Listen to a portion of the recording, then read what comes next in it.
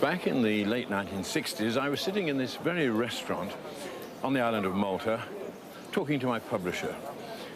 I drew his attention to the fact that over the other side of the road, there were two men who were gesticulating in a particular way. The way they were holding their palms to one side was fascinating me. And he said, you know, you look at people the way that a bird watcher looks at birds. And I said, yeah, I suppose you could call me a man watcher. As soon as I said it, it was as if I'd fired a starting gun on a major new project, one that was to engross me for many years to come and take me to over 60 different countries.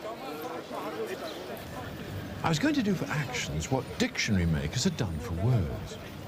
I began making huge charts, naming every facial expression, every gesticulation, every movement, every posture. I kept at it for month after month.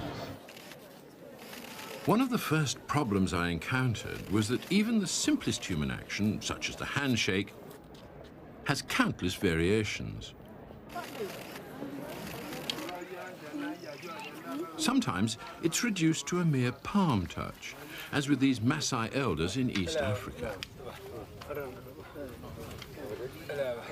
But in other countries it becomes more elaborate. In Mali, in West Africa, the handshaker briefly touches his own forearm as the palms clasp. In Morocco, the handshakers kiss one another's hands at the same time as clasping them.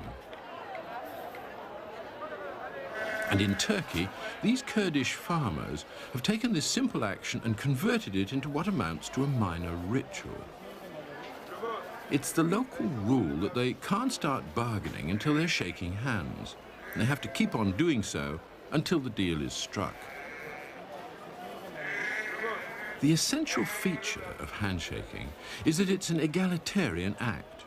Regardless of their social standing, the two people involved are momentarily performing identical actions. Despite their variations, all these greetings have one thing in common. They're all fine-tuned to the precise context in which they occur.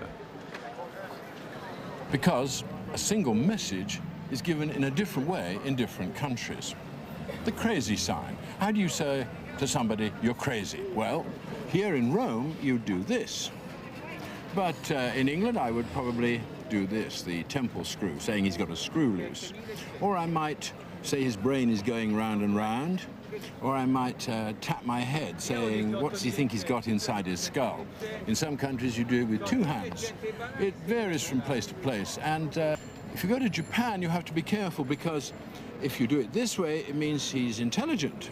You have to do it in an anti-clockwise direction in Japan if you want to say that somebody is crazy. So all over the world, the same message is given in a slightly different way.